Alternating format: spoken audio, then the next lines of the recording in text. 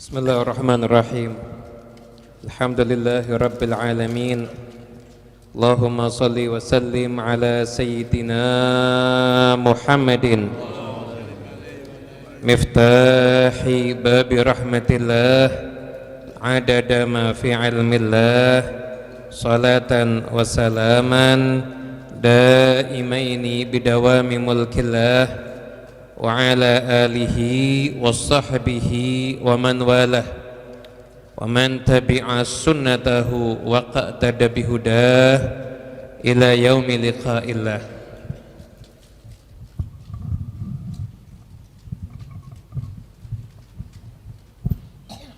Alhamdulillah, Alhamdulillah kita semua berada di dalam satu majelis yang insya Allah kita semua dapat pandangan rahmat Allah subhanahu wa ta'ala, yang mana siapapun yang duduk di majlis yang semacam ini, di majlis yang nama Allah kita sebut-sebut, kita ucapkan salawat kepada Nabi Muhammad sallallahu alaihi wasallam, dan kita sebut pula nasihat-nasihat serta arahan-arahan dan nama-nama kaum salihin yang dikatakan apabila ada majlis yang semacam ini, maka Allah subhanahu wa ta'ala akan menurunkan awan-awannya, bukan awan yang sekedar menurunkan hujan air, namun awan yang akan menurunkan hujan rahmat, yang Allah berikan hujan itu kepada siapapun yang berada di majlis ini ataupun yang ada di luar majlis. Oleh karena itu dalam majlis yang semacam ini, apabila yang di luar majlis pun juga mendapatkan curahan hujan rahmat Allah subhanahu wa ta'ala, apalagi tentunya kita yang berada di dalam majlis ini. Semoga insya Allah curahan hujan rahmat Allah yang kita dapatkan di sore hari ini merubah keadaan kita semuanya, menjadikan kita semua menjadi orang yang semakin baik, dan menjadikan kita semua menjadi orang yang selalu beruntung dunia wal akhirah. Amin amin ya rabbal alamin. Hadirin yang dimuliakan Allah ta'ala, ikhwani rahimakumullah, barusan telah dibacakan nasihat daripada Al-Imam Al-Habib Ali bin Muhammad bin Husain Al-Habsyi, nasihat dari kekasih Allah Ta'ala, nasihat dari manusia yang paling tahu bagaimana caranya untuk menyampaikan kita untuk mendapatkan ridhonya Allah Ta'ala, nasihat dari manusia yang telah mengerti cara untuk menggapai keberuntungan yang abadi di dunia dan di akhirat, nasihat yang paling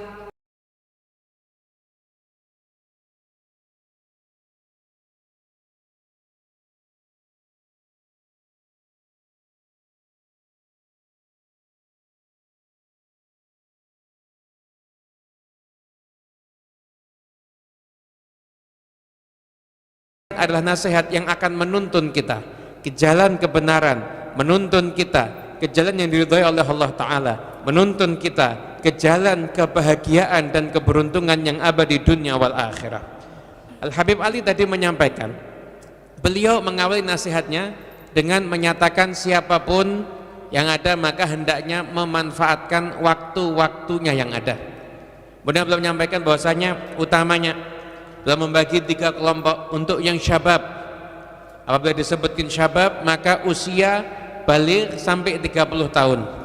Untuk yang syabab maka fokuskan dirimu untuk menuntut ilmu, carilah ilmu yang bermanfaat, berbekali dirimu dengan ilmu-ilmu warisan Nabi Muhammad SAW. Apapun yang sedang kita lakukan, yang sedang kita tekuni, profesi kita apapun itu, jangan sampai kita kehilangan porsi untuk kita mencari ilmu warisan Rasulullah SAW. Kemudian beliau juga menyampaikan pada alkohol itu usia 30 sampai 50 tahun. Untuk alkohol maka makmurkan mihrab, perbanyaklah untuk beribadah pada Allah Subhanahu wa ta'ala, mulailah melazimi amal-amal kesalehan pada Allah Ta'ala. Dan untuk yang syuyukhah, yang sudah usianya tua, yang mungkin untuk memperbanyak salat sudah dalam kondisi yang terbatas, maka beliau menganjurkan untuk memperbanyak adzikir wa tilawah dan juga bersalawat kepada Nabi Muhammad SAW. Maka 3 keadaan ini Habib Ali menyampaikan amal-amal yang paling ideal untuk dijalani. Bukan berarti yang muda nggak beramal nggak berzikir, enggak, yang muda ya beramal ya berzikir, namun fokusnya adalah untuk lebih banyak mencari ilmu warisan Nabi SAW. Kemudian Habib Ali juga menyampaikan bahwasanya iman yang ada di dalam diri kita itu seperti pohon. Maka pohon tersebut harus dirawat. Apabila pohon ini dirawat, maka pohon ini akan menghasilkan buah-buahan yang sangat bermanfaat. Buah-buahan yang matang dan buah-buahan yang mengandung gizi, mengandung nutrisi dan mengandung banyak hal yang diperlukan oleh manusia. Pohon iman ini buahnya adalah amal soleh, buahnya adalah akhlak yang mulia, buahnya adalah semangat untuk kita semua memperbaiki diri dan berbagai macam kebaikan-kebaikan yang lainnya. Bahkan termasuk daripada buah dari pohon iman tersebut adalah kita semuanya ketika merawat pohon iman ini, maka kita semuanya akan menjadi orang yang mati dalam keadaan membawa iman. Bayangkan, mati dalam keadaan berzikir pada Allah Ta'ala, mati dalam keadaan sedang bertilawah membaca Al-Quran, mati sedangkan kita berada dalam majlis-majlis khair yang semacam ini min thamarah, daripada buah daripada pohon-pohon iman tersebut. Kemudian menyiraminya adalah dengan zikrullah, mengingat Allah Subhanahu wa taala dengan wiritan-wiritan, terutama wirid-wirid yang sudah diatur oleh salafun saleh. Kita kalau harus neliti dari ayat Quran, dari hadis Nabi, dari kitab-kitab tafsir, neliti zikir-zikir mana yang akan kita baca, maka sampai habis umur kita nggak akan selesai karena terlalu banyaknya. Dan sekarang sudah disusunkan sama salaf kita. Ada dari Habib Umar bin Abdurrahman Al-Attas radhiyallahu Attas, ada pula dari Habib Abdullah bin Alawi Al-Haddad radhiyallahu Haddad Wirdul Latif. Ini Abdullah Haddad hafal Quran, hafal Bukhari, hafal kutubul hadis, ratusan ribu hadis beliau hafal insyaallah. Dalam Abdullah Haddad dikumpulkan buat kita, dicari yang paling bagus. Kemudian sudah dicari yang paling bagus, dirangkumkan sama beliau. Susunannya aja itu dengan cita rasa. Beliau Abdullah Haddad nemu, ini taruh atas, enggak. Susunannya itu dengan cita rasa, dengan nuraniyah beliau. Dengan nuraniyah seorang yang di masa mudanya aja wiritannya sholatnya 200 rakaat di semua masjid yang ada di kota Tarim dalam kondisi nggak melihat. Anda bisa bayangkan kondisi batin seperti apa yang beliau miliki. Sejak usia 4 tahun beliau nggak bisa melihat, jadi beliau nggak pernah menggunakan matanya untuk maksiat pada Allah Ta'ala. Manusia dengan keadaan yang seperti itu, dalam kedekatan pada Allah Ta'ala yang seperti itu masih mau menyusunkan untuk kita zikir-zikir yang akan kita baca. Dia susunkan udah, nih kalau pagi zikirnya ini udah ada, sore zikirnya ini, Ratibul Haddad zikirnya ini yang awal, ini yang ini, terus semuanya. Ini Ratibul Haddad itu bukan karangan Habibul Haddad, enggak. Itu hadis-hadis Nabi yang berisi keutamaan-keutamaan zikir-zikir, wirid-wiridan dikumpulkan sama beliau, kita tinggal baca. Jadi kalau ibarat ini Habibul Haddad itu yang nanam berasnya beliau, yang panen beliau, semua proses beliau, nasinya sudah jadi, kita tinggal disuapi sama beliau. Kita tinggal makan daripada racikan beliau. Itu ada wirid-wirid seperti itu. Ini termasuk wirid-wirid ini adalah termasuk bagian daripada menghidupkan iman-iman kita semuanya. Banyak menyebut-nyebut Nabi Muhammad SAW, salawat kepada Rasulullah SAW, dan amal-amal kebaikan yang lainnya itu adalah tanaman untuk pohon-pohon iman kita. Ibarat pohon-pohon kita tersebut disirami dengan tanaman-tanaman, dengan air-air tersebut. Kemudian Habib Ali bin Muhammad Al-Habsyi beliau juga menyampaikan beberapa poin penting di dalam nasihatnya yang bisa kita rangkum di sini. Di antaranya adalah beliau yang pertama menyampaikan untuk mencari ilmu. Siapapun hendaknya mencari ilmu. Jangan sampai ilmu yang wajib kita nggak ngerti. Apa ilmu yang wajib? Ilmu yang wajib satu, yang buat akidah kita benar, keyakinan kita benar, ilmu untuk menjadikan akidah kita sama kayak akidahnya salafun saleh. Ada ilmu wajib yang pertama. Ilmu wajib yang kedua, salat kita benar, ibadah kita benar, zakat kita benar, zakat fitrah kita benar, puasa kita benar. Ini ilmu wajib untuk urusan ibadah. Ilmu wajib yang ketiga, ilmu yang menjadikan akhlak kita benar. Itu adalah ilmu-ilmu yang wajib untuk dipelajari. Beliau mengatakan orang yang enggak menuntut ilmu, sedangkan dia itu dalam keadaan jahil, maka setiap saatnya dia itu bisa masuk ke dalam jurang yang akan membahayakan dirinya. Dan beliau pun juga menyampaikan, ketahuilah tidak ada cara untuk menyenangkan Nabi Muhammad dan untuk menyenangkan salaf kecuali dengan ilmu. Oleh karena itu jangan tinggalkan majlis-majlis ilmu, selalu bekali diri kita semuanya dengan ilmu. Nabi sallallahu alaihi wasallam beliau pernah bersabda, satakunu fitanun yusbihur rajulu fiha mu'minan wa yumsi kafiran illa man ahyahu Allahu bil ilmi. Akan terjadi fitnah-fitnah, yang mana di antara fitnah tersebut seseorang pagi harinya dia beriman, namun di sore harinya dia sudah kafir. Anda bisa membayangkan gimana kalau ada satu keluarga, orang tuanya berangkat ke masjid, anaknya ternyata kafir. Orang tuanya berangkat misalkan menghadiri acara-acara maulid, sholatul jum'ah, anaknya ternyata ke tempat peribadatan orang kafir. Anda bisa bayangkan seperti apa. Namun di akhir zaman ini semuanya bisa terjadi. Pagi hari dia masih beriman, sore hari dia sudah kafir. Tidak akan ada yang selamat illa kecuali man ahyahullahu bil ilmi. Orang ahyahullah, Allah menghidupkan dia bil ilmi, dengan ilmu. Imam Al-Munawi dalam kitabnya Faidul Qadir ketika menjelaskan hadis ini, illa man ahyahullah bil ilmi, kenapa kok orang yang hidup dengan ilmu itu kok selamat daripada berbagai macam fitnah-fitnah merusak apapun juga? Ada katakan karena orang yang punya ilmu ala basiratin min amri rabbih, dia yang tahu apa yang harus dilakukan sesuai dengan ajaran Tuhannya. Dalam perkara perintah jalan dia tahu kalau dia kerja gimana perintah Allah Ta'ala agar kerjanya itu berkah, tahu dia. Kalau dia jadi kepala rumah tangga, dia tahu caranya mengelola rumah tangga ini biar berkah gimana. Kalau dia itu seorang suami, dia tahu caranya mendidik istri biar istrinya berkah gimana. Kalau dia seorang ayah, dia tahu caranya didik anak biar anaknya berkah gimana. Ini orang yang ala basiratin min amri rabbih. Itu ada orang yang man ahyahullahu bil ilmi, yang mana semuanya itu diperolehnya adalah dengan berkat ilmu. Kemudian Habib Ali juga menyampaikan, oleh karena itu cintai ilmu dan jadikan anak-anak kalian tuh cinta dengan ilmu. Anak ini itu tergantung orang tuanya. Anak itu kertas kosong, orang tua yang nulis. Kalau orang tua nggak mau nulis, yang nulis orang lain. Yang nulis temannya yang di sekolah, yang nulis yang ditonton ada di TV, yang nulis yang dilihat di HP, yang nulis yang ada dilihat di dalam media-media sosial. Itu yang akan nulis kepribadian anak-anak kita semuanya.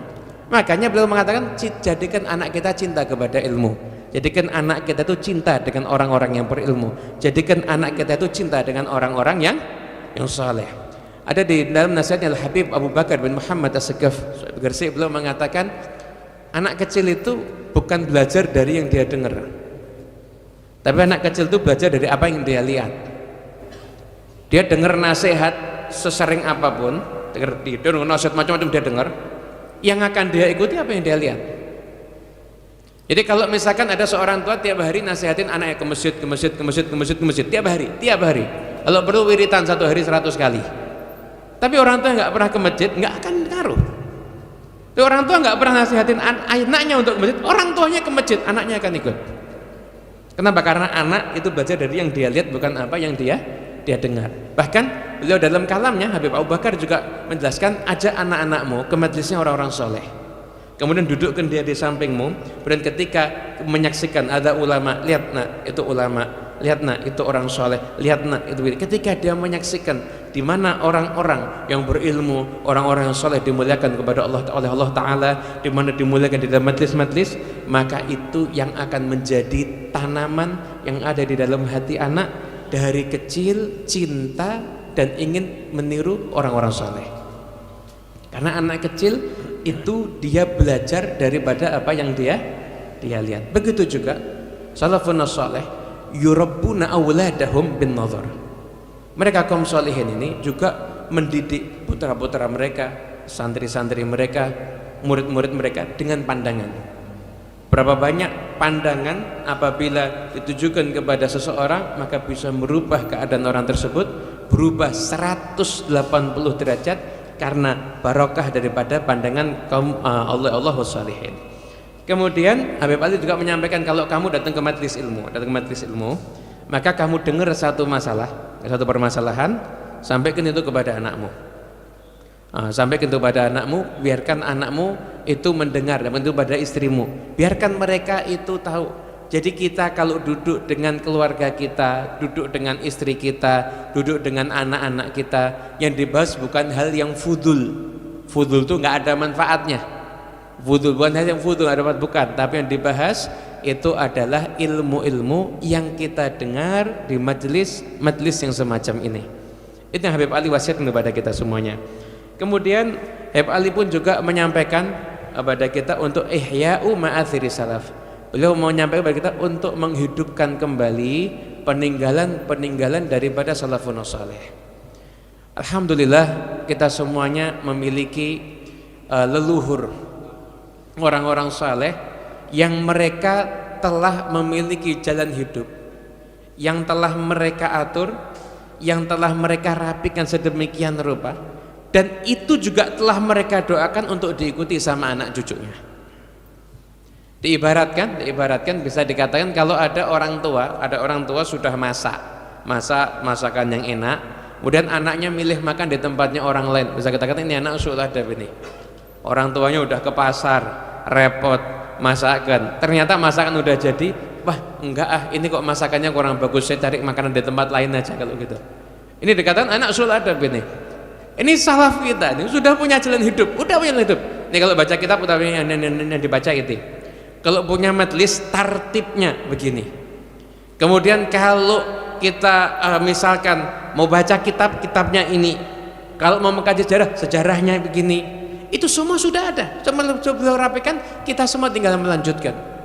Dan besok kita lihat kemarin di bulan Ramadan betapa aturan yang sudah digariskan, dan alhamdulillah di kota Solo yang kita cintai ini, maka peninggalan salaf itu masih dijalankan.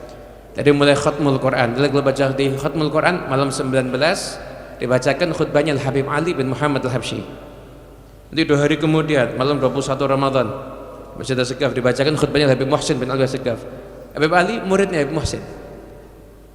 Nanti ketika di Masjid Al-Khair malam 23 Ramadan dibacakan khutbahnya Habib Hasan bin Bahar, muridnya Habib Muhsin, gurunya Habib Muhsin. Jadi ini murid, jadi ini gurunya, ini sambungan sampai. Malam 29 bacakan khutbahnya Syekh Abdul Qadir Al-Jailani.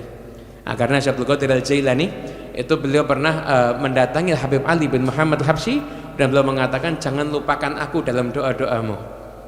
Maka sejak saat itu, di waktu itu siapapun yang datang minta nama kepada Habib Ali, kasih nama Abdul Qadir. Beliau datang Abdul Qadir.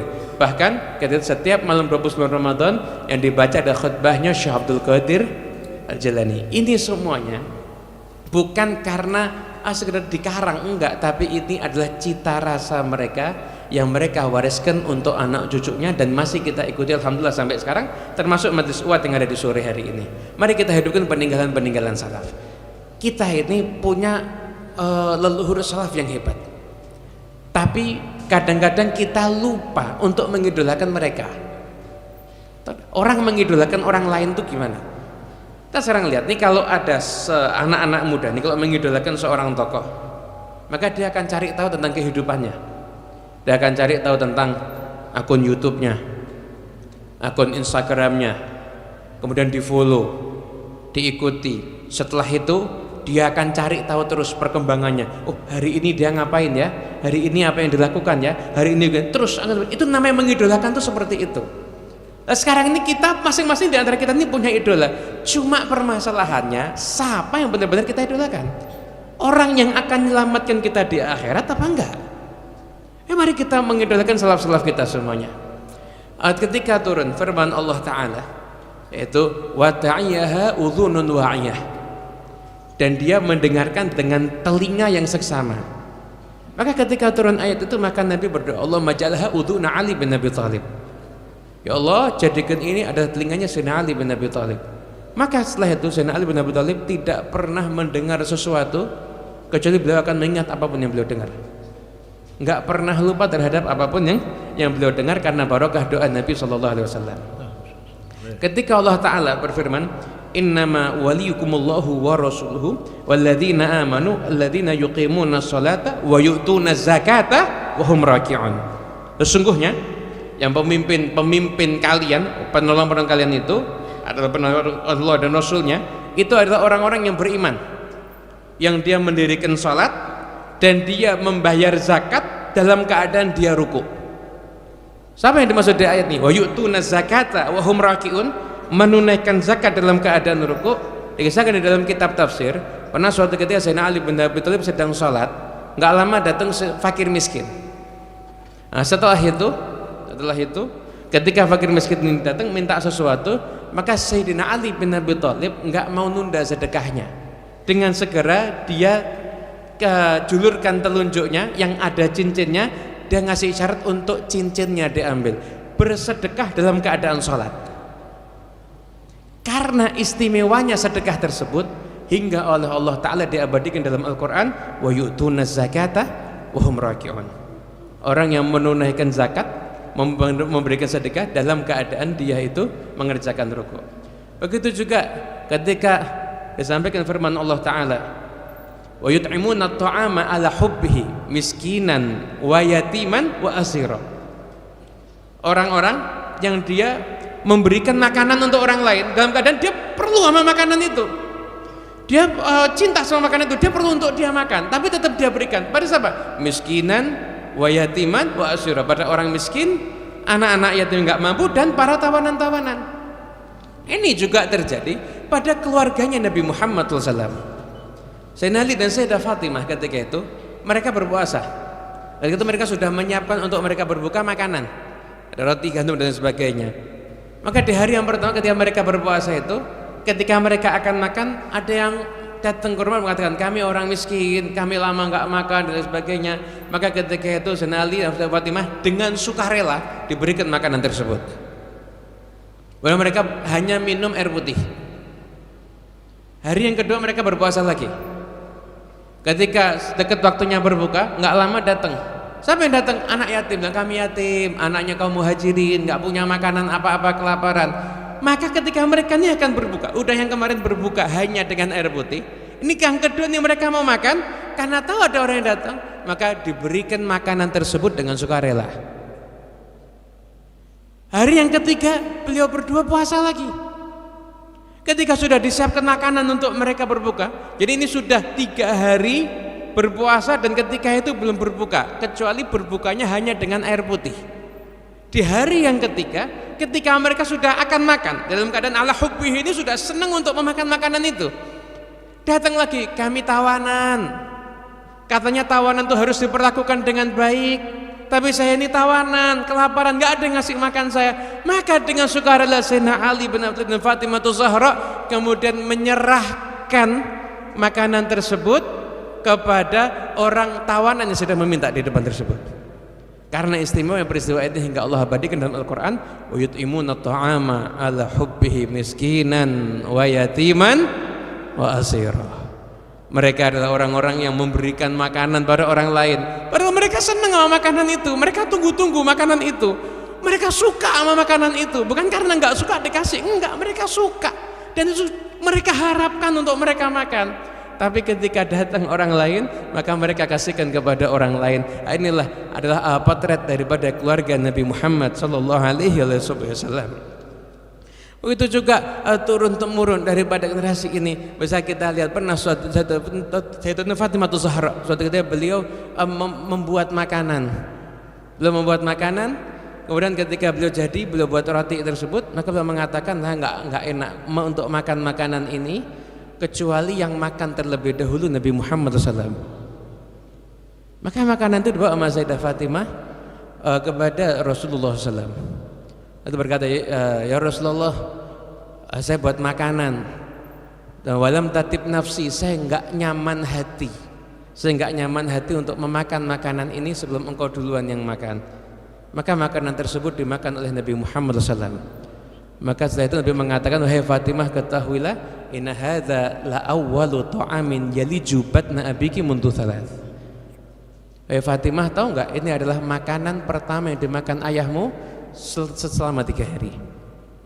Selama 3 hari enggak ada apapun yang dimakan sama Rasulullah SAW kecuali baru roti daripada Sayyidatuna Fatimah Zahra. Mereka hidup dalam keadaan mungkin kalau kita lihat serba kekurangan, tapi enggak ada manusia yang lebih bahagia dibandingkan kehidupannya mereka. Ketika manusia berusaha mencari kebahagiaan dari Allah Ta'ala, kebahagiaan dari jalurnya Nabi Muhammad SAW, maka Allah Ta'ala akan memberikan kebahagiaan kepada dia yang mengungguli semua kebahagiaan yang ada di dunia ini. Dan semua apa yang ada di dunia ini nggak bisa mencabut kebahagiaan tersebut. Ini adalah kebahagiaan yang dimiliki oleh orang-orang yang dekat dengan Allah dan dekat dengan Nabi Muhammad SAW. Ikhwani rahimakumullah, Habib Ali juga menyampaikan, mana tanda-tanda atharul qubul fi Ramadan. Beliau mengatakan sesungguhnya atharul qubul, tanda-tanda orang itu diterima amal ibadah Ramadannya, itu nampak di dalam wajah-wajah mereka. Bahkan Habib Ali di dalam nasihatnya pernah beliau sampaikan di malam 27 Ramadan, ketika beliau duduk dengan para pecintanya, beliau mengatakan, tahu enggak orang-orang itu atharul wilayah laihah ala wujuhi arbabihim. Orang-orang itu kalau jadi orang yang dicintai sama Allah Ta'ala, dari mukanya tuh nampak tanda-tanda kewalian. Dan kalau tadi kita disebutkan ada Sayyidina Ali bin Abi Thalib, ketika disebutkan ayat wa ta'iha udhunun wa'iyah, orang-orang yang akan mendengarkan dengan telinga yang seksama, maka pujian udhunun wa'iyah tersebut juga Habib Ali sampaikan pada orang-orang yang hidup di zaman beliau.